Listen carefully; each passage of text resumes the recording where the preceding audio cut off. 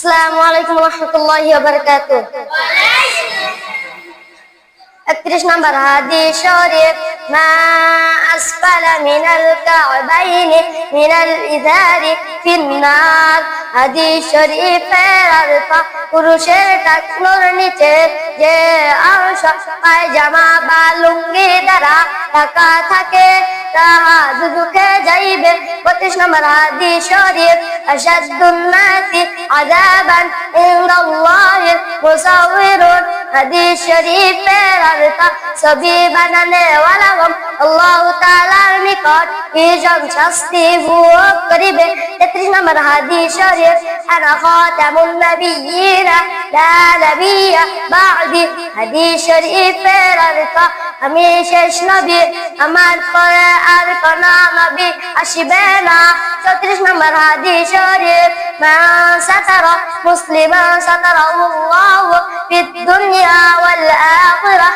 হাদিস শরীফের অর্থ, যে ব্যক্তি কোন মুসলমানের দোষ গোপন রাখিবে আল্লাহ তাআলা দুনিয়া ও আখিরাতে তাহার দোষ গোপন রাখিবে।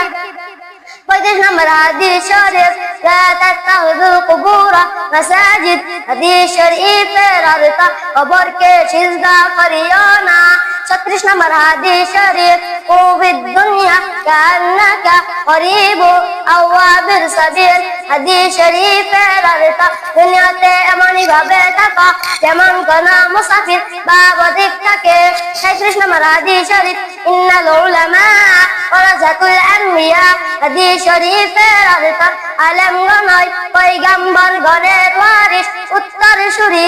38 নম্বর হাদিস শরীফ, আদ-দাল্লু আলাল খায়রি কাফাইলি।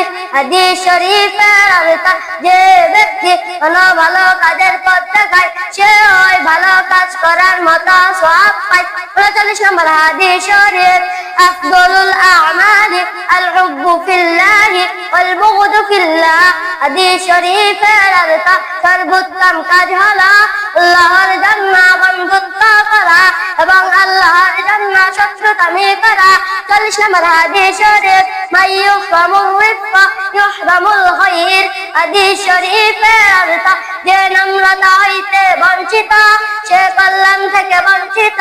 আসসালামু আলাইকুম ওয়া রাহমাতুল্লাহি ওয়া বারাকাতুহু।